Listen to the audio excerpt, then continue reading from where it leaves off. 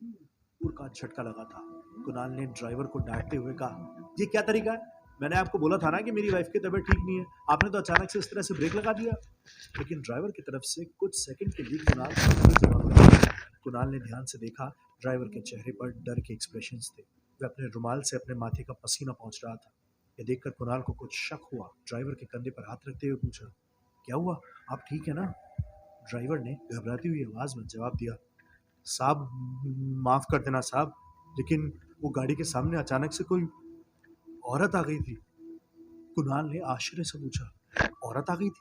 लेकिन मैंने तो किसी को नहीं देखा। ड्राइवर बुरी तरह से कांप रहा था। वह ठीक से बोल भी नहीं पा रहा था। साहब मुझे मुझे लगता है कोई औरत हमारी गाड़ी के नीचे आ गई है। मुझे मुझे बहुत डर लग रहा है साहब, मैं नीचे उतर कर नहीं देख सकता। लेकिन कुणाल को ड्राइवर की बात पर बिल्कुल भी भरोसा नहीं हुआ था, क्योंकि जिस वक्त ड्राइवर ने गाड़ी के ब्रेक लगाए थे कुणाल भी बाहर की तरफ देख रहा था।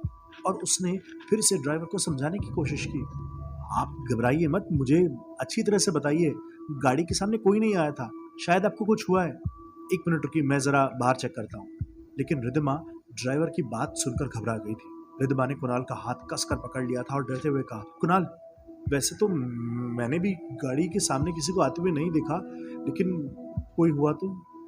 कुणाल समझ गया था कि रिद्धिमा ड्राइवर की बातें सुनकर डर गई है और इसलिए उसने रिद्धिमा से कहा, पागल हो क्या तुम? अगर कोई औरत गाड़ी के सामने आती तो क्या आवाज नहीं होती? मुझे लगता है ड्राइवर को कोई कंफ्यूजन हुआ है, मैं चेक करता हूँ। कुणाल गाड़ी के नीचे उतरा और उसने गाड़ी के चारों तरफ अच्छी तरह घूमकर देखा। वहां पर कोई नहीं था। कुणाल ने गाड़ी के बाहर से ही ड्राइवर को बाहर आने का इशारा किया।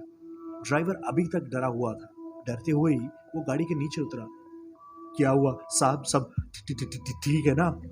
कुणाल ने उसे हंसते हुए जवाब दिया, देखो खुद अपनी आंखों से देखो, क्या तुम्हें दूर दूर तक कोई औरत नजर आ रही है यहाँ पर? लेकिन ड्राइवर कुणाल की बात मानने को तैयार नहीं था। साहब मैंने खुद अपनी आंखों से देखा, एक औरत बहुत तेजी से दौड़ती हुई आई और बिल्कुल ठीक हमारी गाड़ी के बोनट के करीब टकरा गई हमारी गाड़ी से। रिद्धिमा भी कार से उतरकर बाहर आ गई थी। काफी देर तक ट्रेवल करने की वजह से रिद्धिमा थक गई थी।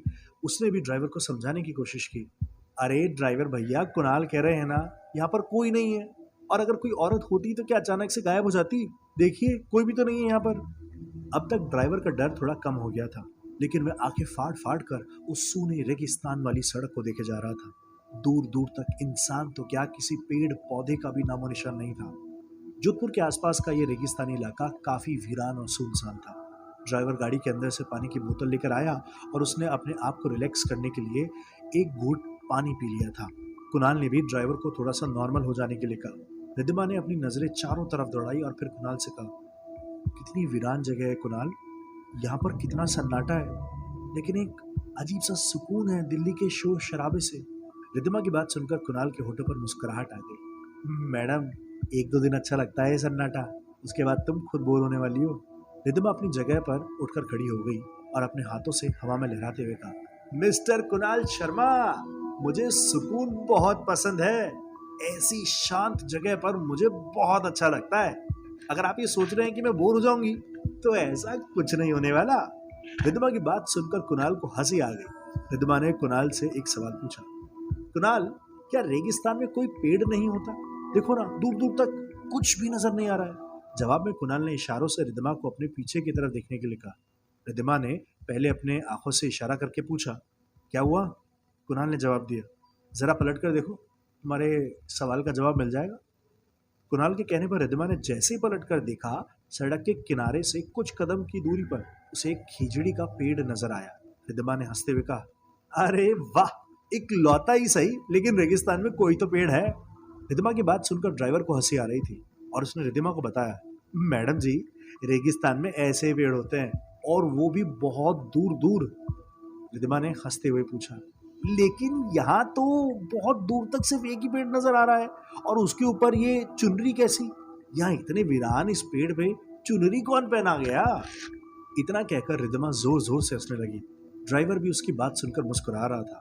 ड्राइवर ने रिद्धिमा का सवाल का जवाब दिया, अरे मैडम जी, गांव के लोग हैं, कोई मन्नत मांगी होगी किसी ने, बांध गया होगा कोई यहाँ पर आकर के। गांव के लोग अपनी मन्नत पूरी करने के लिए ऐसा अक्सर करते हैं, और जब मन्नत पूरी हो जाती है तो खोल कर ले जाते हैं। रिद्धिमा के लिए सारी कहानियां और ये सारा माहौल बिल्कुल नया था, बिल्कुल अलग। न जाने क्या सोचकर रिद्धिमा के कदम उस पेड़ की तरफ बढ़ने लगे। कुणाल ने उसे रोकते हुए पूछा, कहाँ जा रही हो तुम? रिद्धिमा ने जवाब दिया, आप जानते हो ना, मुझे नेचर की हर चीज पसंद है। जरा पास जाकर देखूं तो सही, आखिर खिचड़ी का पेड़ होता कैसा है? ड्राइवर और कुणाल के मना करने के बावजूद भी रिद्धिमा उस खिचड़ी के पेड़ के पास चली गई। कुणाल दूर से चुपचाप खड़ा रिद्धिमा को देख रहा था। कुछ देर के बाद ड्राइवर ने कुणाल से कहा, साहब मुझे लगता है हमें चलना चाहिए, आप मैडम को बुला लीजिए साहब। कुणाल ने रिद्धिमा को आवाज देते हुए कहा, रिद्धिमा, रिद्धिमा वापस चलो, हमें देरी हो रही है यार, शाम ढलने वाली है रिद्धिमा। रिद्धिमा ने कहा, ठीक है कुणाल, चलते हैं। और इतना कहकर रिद्धिमा वापस उस पेड़ से सड़क की तरफ आने लगी। लेकिन ठीक उसी वक्त जोर से आंधी चली, ठीक वैसे ही जैसी रेगिस्तान में चलती थी। अचानक से धूल भरा एक तेज हवा का झोंका रिद्धिमा के सामने से गुजरा। एक पल के लिए रिद्धिमा की आंखों के सामने सिर्फ धूल ही धूल थी। उसे कुछ नजर नहीं आ रहा था, पर एक औरत का चेहरा रिद्धिमा की आंखों के सामने आया। रिद्धिमा ने हैरानी के साथ उससे पूछा, कौन है आप और यहाँ क्या कर रहे हैं? लेकिन रिद्धिमा को कोई जवाब नहीं मिला। कुणाल दूर से खड़ा रिद्धिमा को देख रहा था। धूल की वजह से उसे कुछ भी साफ साफ नजर नहीं आ रहा था, लेकिन कुणाल को लगा जैसे रिद्धिमा किसी से बात कर रही है। आंधी अपनी रफ्तार पकड़ रही थी। ड्राइवर ने कुणाल को समझाने की कोशिश की, साहब आप मैडम को जल्दी बुलाइए, अगर आंधी अपने पूरे जोर पर आ गई तो हम गांव तक नहीं पहुंच पाएंगे, बहुत मुश्किल हो जाएगी साहब। कुणाल ने एक बार फिर से रिद्धिमा को आवाज लगाई, इधर आओ, किससे बातें कर रही हो यार तुम? लेकिन ऐसा लग रहा था रिद्धिमा ने कुणाल की बात सुनी ही नहीं। धूल इतनी तेज थी कि कुणाल सिर्फ रिद्धिमा को देख पा रहा था। एक बार फिर से कुणाल ने रिद्धिमा को आवाज दी, रिद्धिमा यार क्या कर रही हो, वहां तूफान आने वाला है, हमें जल्दी निकलना होगा। इस बार रिद्धिमा ने कुणाल की बात सुन ली और वह तेज कदमों से चलकर कुणाल के पास आई। कुणाल ने फिर से पूछा, किससे बात कर रही थी यार? रिद्धिमा ने मुस्कुराते हुए जवाब दिया, गाँव में कोई औरत थी, इतनी आंधी में यहाँ भटक गई थी। मैंने पूछा उससे कि यहाँ क्या कर रही हो, लेकिन वो जवाब ही नहीं दिया, लंबा सा घूंघट करके भाग गई। कुणाल ने रिद्धिमा को बड़ी प्यार भरे अंदाज में डांटते हुए कहा, क्या रिद्धिमा, ऐसे अनजान लोगों से बात करने की क्या जरूरत है, चलो बैठो गाड़ी में। जैसे रिद्धिमा गाड़ी में बैठने लगी और उसने घबराते हुए पूछा, रिद्धिमा तुम्हारे हाथ का वह धागा कहाँ गया जो माँ ने तुम्हें बांधा था, वो रक्षा सूत्र? रिद्धिमा ने भी अपने हाथ की तरफ देखा और फिर परेशान होते हुए कहा, अरे हाँ कुणाल, थोड़ी देर पहले तो मेरे हाथ में ही था, लगता है वहाँ पेड़ के पास गिर गया होगा, मैं लेकर आती हूँ। लेकिन कुणाल ने रिद्धिमा को ऐसा करने से मना कर दिया, कोई जरूरत नहीं है, वहाँ बहुत जोर से आंधी चल रही है और ड्राइवर ने मना कर दिया यहाँ रुकने के लिए। तुम चिंता मत करो, गांव में किसी पुजारी से तुम्हारे हाथ पर दूसरा रक्षा सूत्र बनवा दूंगा, आप जल्दी चलो, बैठो गाड़ी में।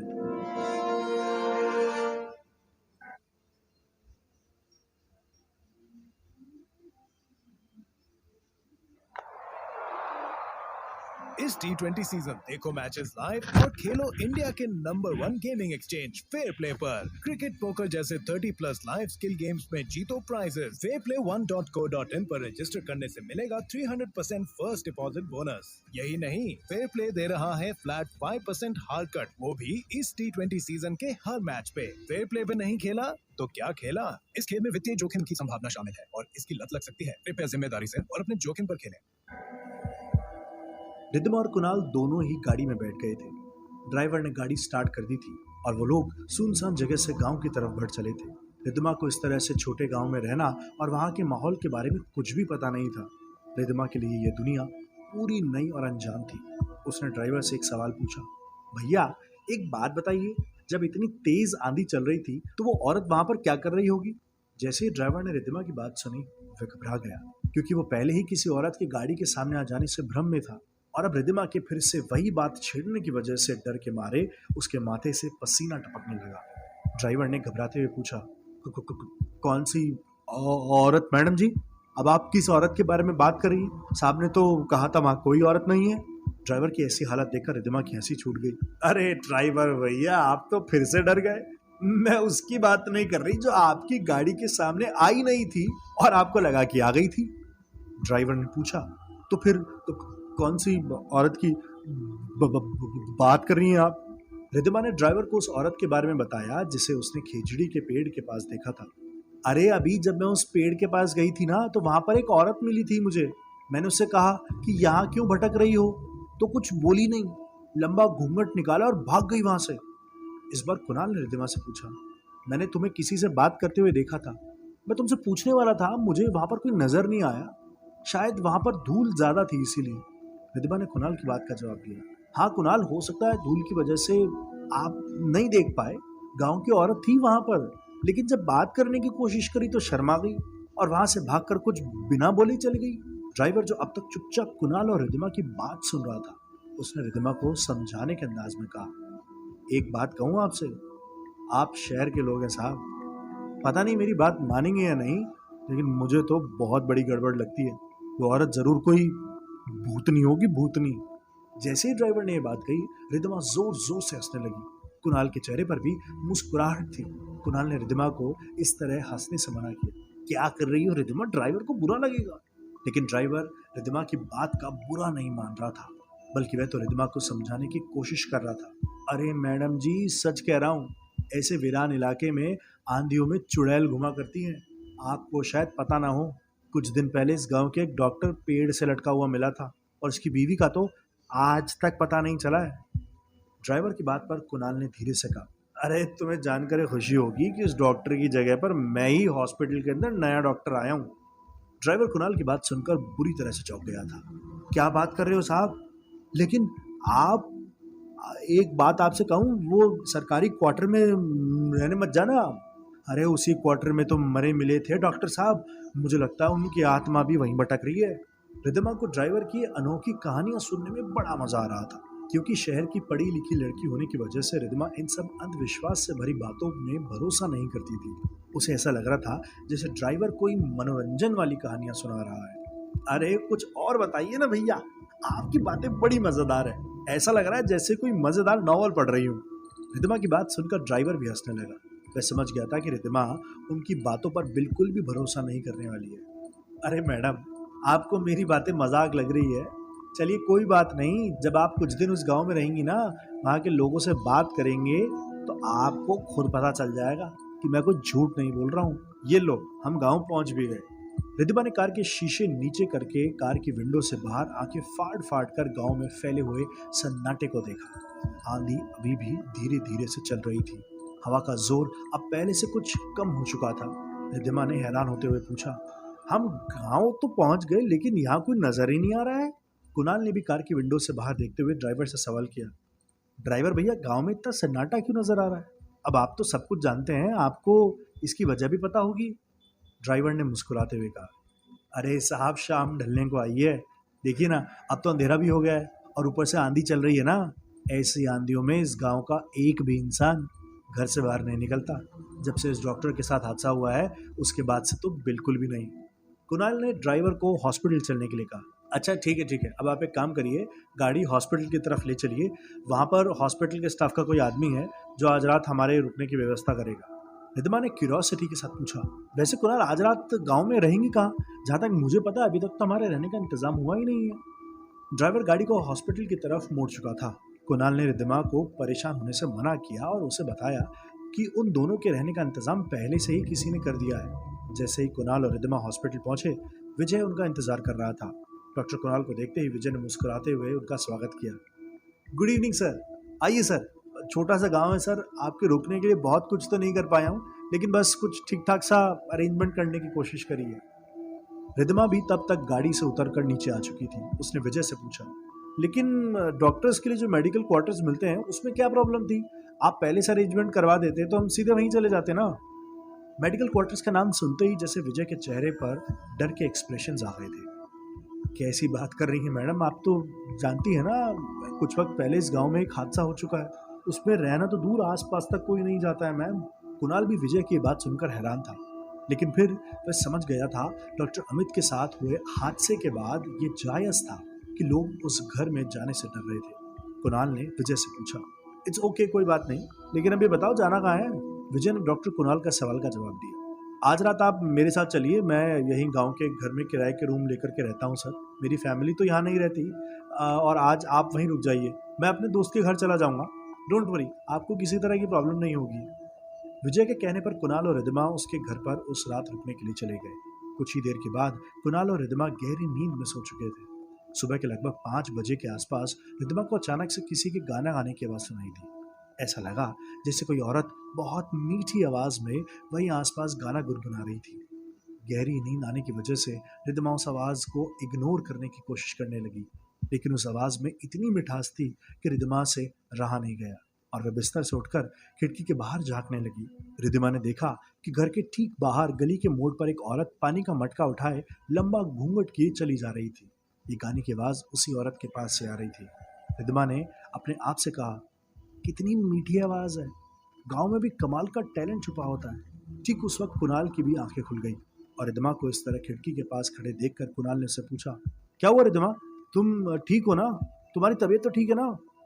रिद्धिमा ने पलट कर कुणाल की तरफ देखा और हंसकर जवाब दिया, मैं तो बिल्कुल ठीक हूँ कुणाल, वो देखिए ना, वो औरत कितना अच्छा गाना गा रही है। कुणाल ने हैरान होकर के पूछा, किसकी बात कर रही हो तुम, मुझे तो किसी गाने की आवाज सुनाई नहीं दे रही है। रिद्धिमा ने कुणाल को खिड़की के पास आने का इशारा किया ताकि वह उस औरत को देख सके, लेकिन खिड़की के बाहर झांकने पर कुणाल को कोई नजर नहीं आया। कोई भी तो नहीं है वहां पर। रिद्धिमा ने कुणाल से कहा, लगता है जब तक आपने देखा होगा वो चली गई होगी। बहुत प्यारी आवाज थी कुणाल, अगर अगली बार वो यहाँ दोबारा से मिली ना तो मैं तो उसका गाना रिकॉर्ड कर लूंगी। कुणाल ने रिद्धिमा को ऐसा कुछ भी करने से मना किया। तभी कुणाल को याद आया कि रिद्धिमा ने अपनी दवा नहीं ली थी। रिद्धिमा, तुम्हारी मेडिसिन कहाँ है? कल भी तुमने दवाएं नहीं ली थी, चलो अभी लो। रिद्धिमा ने अपने हैंड बैग की तरफ इशारा करते हुए कुणाल से कहा, अब अगर तुम्हें मेरी इतनी फिक्र है तो खुद दे दो। कुणाल हंसते हुए रिद्धिमा का हैंड बैग उठाकर उसे खोलने लगा, लेकिन रिद्धिमा के हैंड बैग में कुणाल ने कुछ ऐसा देखा कि हैरानी से उसकी आंखें फटी की फटी रह गई। क्या वहां पर सचमुच कोई औरत थी जो रिद्धिमा को बार बार दिखाई देती थी, या फिर यह रिद्धिमा का महज एक भ्रम था? और ऐसा क्या था रिद्धिमा के हैंड बैग में जिसे देखकर कुणाल हैरान रह गया था? जानने के लिए सुनिए इस कहानी का अगला एपिसोड। इस T20 सीजन देखो मैचेस लाइव और खेलो इंडिया के number 1 gaming exchange fair play पर। क्रिकेट पोकर जैसे 30+ लाइव स्किल गेम्स में जीतो प्राइजेस। fairplay1.co.in पर रजिस्टर करने से मिलेगा 300% फर्स्ट डिपॉजिट बोनस। यही नहीं, फेयर प्ले दे रहा है फ्लैट 5% हार कट, वो भी इस T20 सीजन के हर मैच पे। फेयर प्ले पे नहीं खेला तो क्या खेला? इस खेल में वित्तीय जोखिम की संभावना शामिल है और इसकी लत लग सकती है। कृपया जिम्मेदारी से और अपने जोखिम पर खेलें। कुणाल ने डरते हुए पूछा, ये क्या है रिद्धिमा, और ये तुम्हारे बैग में क्या कर रहा है? रिद्धिमा ने पलटकर कुणाल की तरफ देखा और पूछा, क्या कुणाल, क्या है मेरे बैग में? मेडिसिन ही तो है, और क्या है? कुणाल ने रिद्धिमा के चेहरे की तरफ देखा और फिर नाराजगी के साथ पूछा, मैं दवाइयों की बात नहीं कर रहा हूँ रिद्धिमा, मैं इस चीज की बात कर रहा हूँ जो इस वक्त तुम्हारे बैग में है और उसे नहीं होना चाहिए था। रिद्धिमा की समझ में कुछ नहीं आ रहा था। उसे नहीं पता था कि कुणाल किस बारे में बात कर रहा है, और इसलिए रिद्धिमा अपनी जगह से उठकर खड़ी हुई और फिर कुणाल के करीब आई। क्या है मेरे बैग में, दिखाओ मुझे, अजीब बात कर रहे हो। कुणाल ने रिद्धिमा के बैग से एक लाल रंग की चुनरी निकालकर दिखाते हुए कहा, मैं इसकी बात कर रहा हूँ, ये चुनरी जो कल रिद्धिमा उस पेड़ के ऊपर बंधी हुई थी, तुम इसे अपने साथ लेकर के आ गई हो। लेकिन वह चुनरी देखने के बाद तो रिद्धिमा खुद भी हैरान थी। उसने कुणाल से कहा, नहीं कुणाल, ये चुनरी मैंने अपने बैग में नहीं रखी है, मुझे नहीं पता ये यहाँ पर कैसे आ गई है। कुणाल रिद्धिमा की बात सुनकर नाराज हो गया था। उसे लगा था कि रिद्धिमा उसके साथ शायद मजाक कर रही थी, और इसलिए कुणाल ने उस चुनरी को रिद्धिमा के हैंडबैग से निकालकर बाहर एक तरफ रख दिया। रिद्धिमा, ये मजाक नहीं है यार, किसी की मन्नत की चुनरी है जो किसी ने उस पेड़ पर बांधी थी, और तुम्हें उसे अपने साथ इस तरह से नहीं लाना चाहिए था। गांव के लोग इन चीजों को लेकर के बहुत अंधविश्वासी होते हैं। रिद्धिमा बार बार कुणाल को यह समझाने की कोशिश कर रही थी कि वह चुनरी उसके हैंडबैग में उसने नहीं रखी थी, लेकिन कुणाल उसकी बात मानने को तैयार नहीं था। अगर तुमने नहीं रखी तो फिर ये चुनरी तुम्हारे हैंडबैग में आ कैसे गई? और वैसे भी उस पेड़ के पास तुम अकेली गई थी और मैं और ड्राइवर तो दूर खड़े थे। रिद्धिमा के समझ में कुछ नहीं आ रहा था। रिद्धिमा बीती शाम को जो कुछ भी हुआ था उसे याद करने की कोशिश कर रही थी। देखो कुणाल, जब मैं उस पेड़ के पास गई तो मैंने चुनरी को बंधे हुए देखा था, और तभी जोर से आंधी चलने लगी और फिर एक औरत वहां आ गई। मैं लौटकर तुम्हारे पास आ गई। मुझे अच्छी तरह से याद है, मैंने उसको वहां से नहीं खोला। कुणाल परेशान होकर कमरे में यहाँ वहां तेज कदमों से चल रहा था। मेरे तो कुछ भी समझ में नहीं आ रहा है रिद्धिमा, आई होप सब कुछ ठीक हो, कहीं सचमुच कोई भूत भूत का चक्कर तो नहीं है। कुणाल की बात सुनकर रिद्धिमा ने हंसते हुए उसे समझाने की कोशिश की। अरे तुम पागल हो गए हो क्या, इतनी सी बात पर? कुणाल, हम लोग एजुकेटेड हैं और इन सब बातों पर भरोसा करेंगे तो फिर दूसरे लोगों में और हमें क्या फर्क रह जाएगा? कुणाल रिद्धिमा के पास आया, उसके हाथों को पकड़कर बड़े ही प्यार से उसकी आंखों में देख कर कहा, I love you Riddhima. And तुम मेरे बच्चे की माँ बनने वाली हो। देखो मुझे तुम्हारी बहुत फ़िक्र होती है और इसीलिए मैं तुम्हें दिल्ली से यहाँ नहीं लाना चाहता था। अब ये सब देख रही हो ना, मैं बहुत डर गया हूँ। रिद्धिमा ने कुणाल को समझाने की कोशिश की। तुम बेकार में परेशान हो रहे हो कुणाल, कुछ नहीं हो रहा है, यहाँ पर सब कुछ ठीक है। देखो सारी चीजें ना हमारे दिमाग से जुड़ी हुई होती है। तुम जितना इन सब के बारे में सोचोगे उतना ही तुम्हें ये सब चीजें अजीब लगेंगी। कुणाल एक बार के लिए दिमाग की बात से सहमत हो गया था, लेकिन रिद्धिमा के बैग में वे लाल चुनरी कहाँ से आई ये सोचकर कुणाल मन ही मन काफी परेशान था। कुणाल और रिद्धिमा वापस जाकर अपने बेड पर लेट गए। अभी सुबह होने में कुछ देर बाकी थी। रिद्धिमा ने अपने हैंड बैग में चुनरी वाली बात पर ज्यादा ध्यान नहीं दिया, लेकिन कुणाल अभी भी उस बारे में सोच रहा था। कुछ देर के बाद जब सुबह के 8 बज गए, कुणाल ने बिस्तर से उठते हुए रिद्धिमा से कहा, मुझे लगता है हमें अब अपने रहने के लिए कोई घर देख लेना चाहिए। विजय ने बताया था वो मेडिकल क्वार्टर्स तो रहने लायक नहीं है। रिद्धिमा ने हैरान होते हुए पूछा, क्यों नहीं है? बस इसलिए क्योंकि वहां पर एक डॉक्टर अमित की डेथ हो गई थी। लेकिन उससे क्या फर्क पड़ता है? कुणाल को रिद्धिमा की बात बिल्कुल भी सही नहीं लग रही थी।